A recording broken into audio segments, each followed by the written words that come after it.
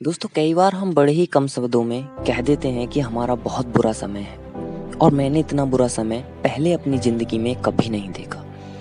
दोस्तों अगर आपने भी ऐसा किसी से कहा है तो ये वीडियो आपके लिए है। इस वीडियो में मैं आपको बताऊंगा कि कैसे आप अपना समय बदल सकते हैं। दोस्तों ये कहानी है एक मूर्तिकार की जो एक बार एक जंगल से गुजर रहा था। और दोस्तों ये जो मूर्तिकार चित्रकार होते हैं ना, इनका दिमाग कुछ ना कुछ नया करने की सोचता है।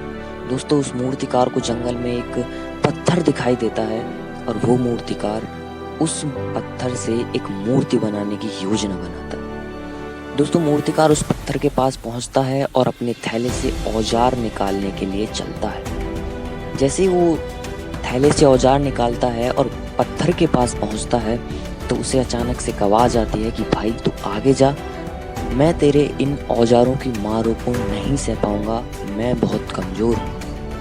मूर्तिकार बड़ा ही दयालु होता है।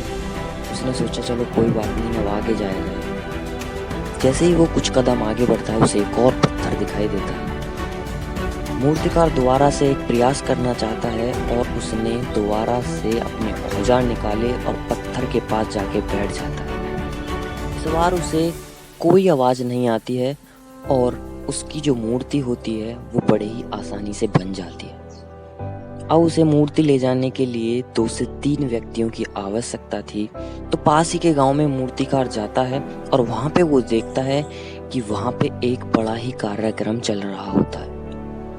कार्यक्रम में जाके वो सम्मिलित होता है तो वहां के लोग बोलते हैं कि हमें एक मूर्ति की आवश्यकता है। तो मूर्तिकार उन्हें बताता है कि मैं जंगल में अभी एक मूर्ति बना करके आया हूँ, तुम उसे अपने काम में ले सकते हो।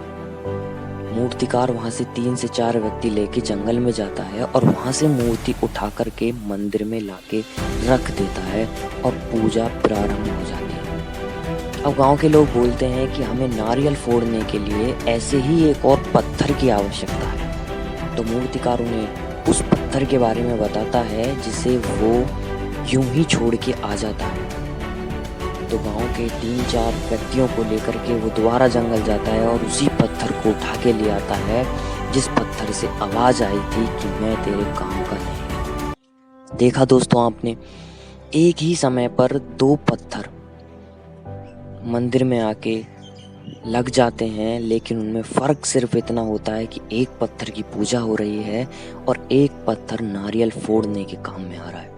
तो दोस्तों ऐसी ही हमारी ज़िंदगी है। भगवान हम सभी को समान अवसर देते हैं।